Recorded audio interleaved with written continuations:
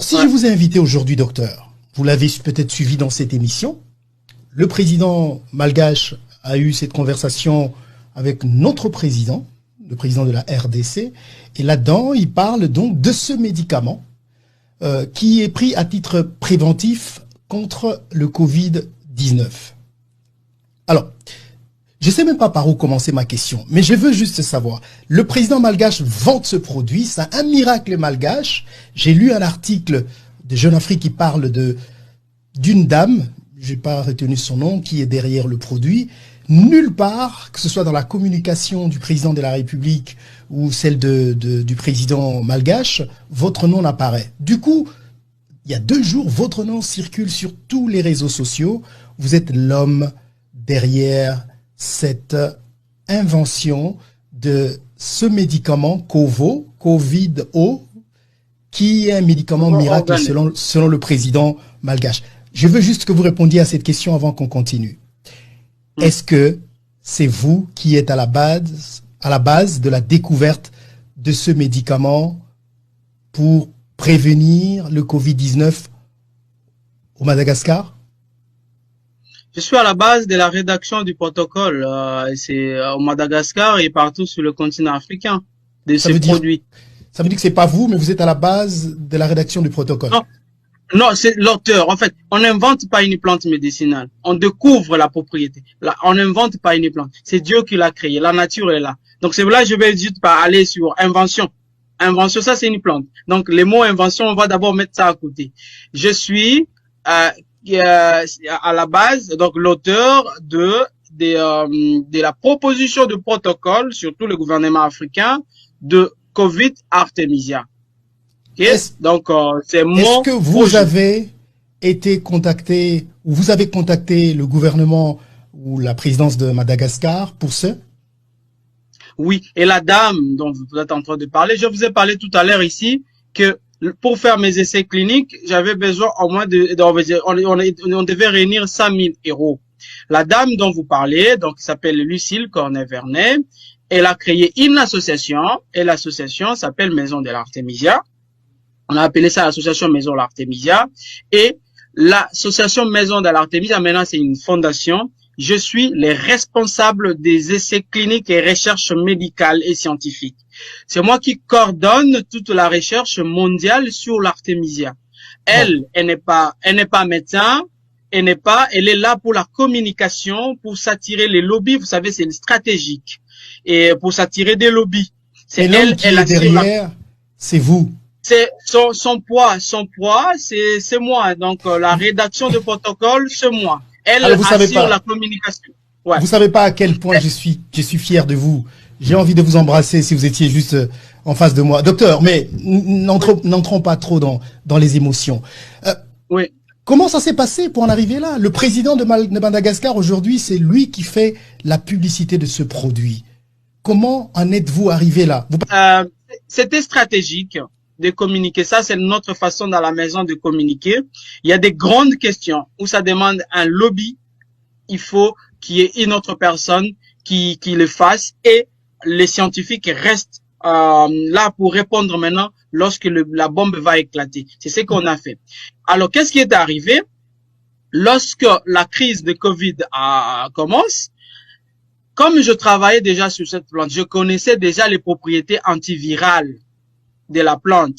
La plante est utilisée. Cette plante-là, les gens, peut-être, c'est utilisé pour plusieurs pathologies virales. Il y a même dans les systèmes, dans les gens qui sont atteints par l'immunodéficience qu'on peut appeler les VIH, qui prennent, à qui on a prescrit, ainsi de suite. Ça, c'est un autre côté. Donc, pour le virus en général, ça marche.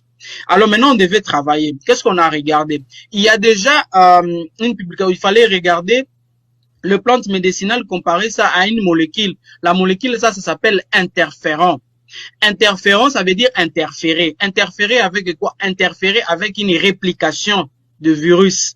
Ça, c'est une molécule qui est commercialisée déjà dans plusieurs magasins. Alors, comme je vous ai dit, le principe de comparer un médicament qui existe avec celle que vous voulez, plutôt, c'est celui que vous voulez mettre en place, en fait.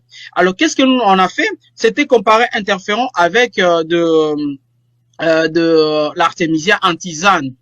en tisane, regardez sur le déseffet et peuvent être équivalents ou inférieurs ou supérieurs. Et là, spectaculaire, la plante, elle était efficace sur d'abord, c'était sur le coronavirus lui-même, mais maintenant, aujourd'hui, avec Ostras associé au coronavirus. Donc, sur toute la famille des coronavirus, la plante, elle est efficace. Elle est efficace. Alors, je vais entrer, oui. Oui. Je veux revenir à ma question. J'ai pas encore reçu une réponse. Comment êtes-vous arrivé au Madagascar? Vous êtes passé juste au Congo. Vous n'avez pas essayé de contacter nos dirigeants, nos présidents, enfin nos responsables de la santé et tout ça? Marius, lorsque nous avions fini à écrire le protocole, parce que je devais d'abord soumettre ces projets quand je l'avais écrit, j'étais en train de solliciter 4 millions d'euros de financement ici en France. C'est comme ça qu'on avait écrit ces protocoles, d'abord. Et après, nous avons dit, il faut qu'on les propose au président ou au ministre. On ne visait pas de président. On visait le ministre des Santé. Le premier ministre qui a été, plutôt, pas le premier ministre, mais je veux dire. Le premier ministre des Santé. Ouais.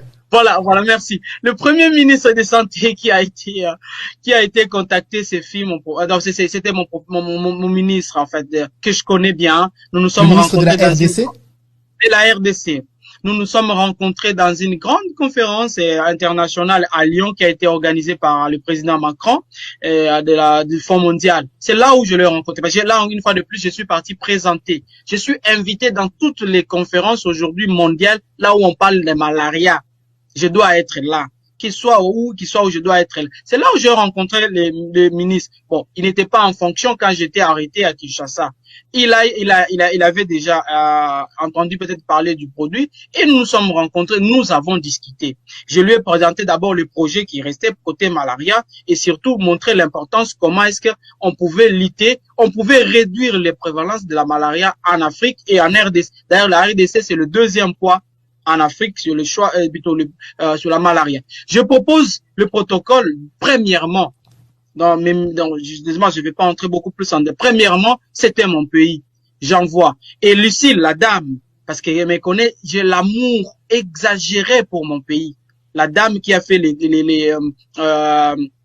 elle avait sur France 24, sur Jeune Afrique. Elle me dit, Jérôme, qu'est-ce que t'en fais? Je dis, Jean, je propose d'abord à la RDC, puis je vais voir. Et puis je te reviens. Parce que je savais que j'ai un contact un peu en RDC avec le ministre. J'étais fier. Je me disais, ouais, c'est d'abord mon pays qui va répondre le premier. Et on a envoyé au ministre. Aucune réponse, Marius. Aucune réponse. Après, je me suis pas découragé. Nous avions envoyé au conseil scientifique. Le président de la République démocratique du Congo a créé un conseil scientifique. On a envoyé les protocoles. Je vous ai dit, ici, j'envoie le protocole. On envoie le mail et le protocole au conseil scientifique. Aucune réponse. C'était le moment où le président de la République avait créé la commission pour recevoir le projet de tous les Congolais, les gens qui parlent. Les gens sont passés dans les médias, ils faisaient des polémiques. Un bon produit, on ne fait pas des polémiques. C'est le produit fait un bon produit, on fait pas trop de publicité. C'est le produit qui va faire vraiment la publicité à la place. Et nous, on a fait ça. Le conseil scientifique congolais n'avait pas pris ces projets. Je me suis pas arrêté là-bas, Marius. Nous avons écrit au prix Nobel de la paix, Dr Mukwege. Donc là, j'ai même la réponse de son mail. Nous l'avons écrit. Dr Mukwege, il coordonne la riposte au Sud Kivu. Il nous a répondu, la réponse de Dr Mukwege. Il nous a répondu, oui, c'est un très bon protocole, ça peut nous aider parce que nous avons beaucoup de problèmes. Mais je vous confie, je vous envoie à la commission scientifique dirigée par un professeur à Bukavu. Et nous discutons avec le professeur dit, ok, c'est bon, on va regarder, on va d'abord parler avec le gouverneur, ainsi de suite. Et il n'y avait pas eu de suite favorable. Et on était fatigué, on a dit, ok, c'est bon. J'ai créé un groupe maintenant des chercheurs africains que je connaissais parce que j'avais lancé ce qu'on appelle le manifeste du monde médical africain.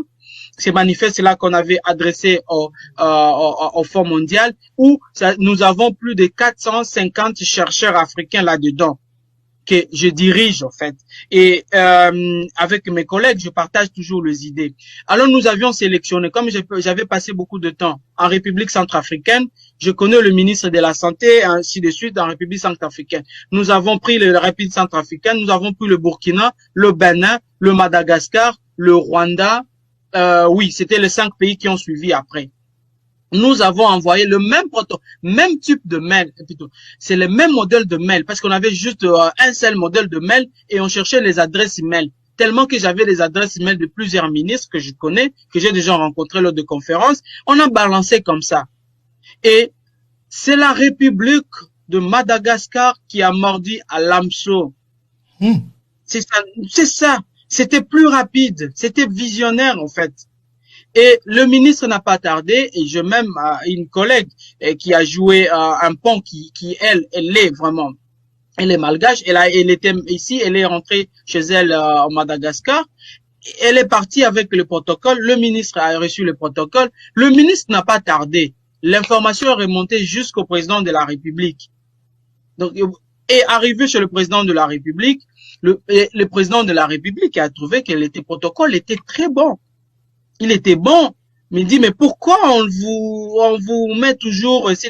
Et quand vous regardez, les gens qui ont suivi la télévision, Marius, les gens qui ont suivi les jours de la déclaration, le président malgache a commencé avec un documentaire, c'est les documentaires sur moi et mes recherches. Les gens n'ont pas compris le message, parce qu'il faut lire, vous avez fait la communication. On commence par un documentaire d'un chercheur congolais, on présente un produit, vous devez savoir c'était quoi. Le message que devait passer là-bas, c'était pour dire, ces recherches ont été déjà validées par un chercheur, ce que vous êtes en train de regarder, il était bloqué, il n'avait pas de lobby, il n'avait pas de puissance. Aujourd'hui, on va lui donner cette opportunité que l'Afrique gagne dans tout ça.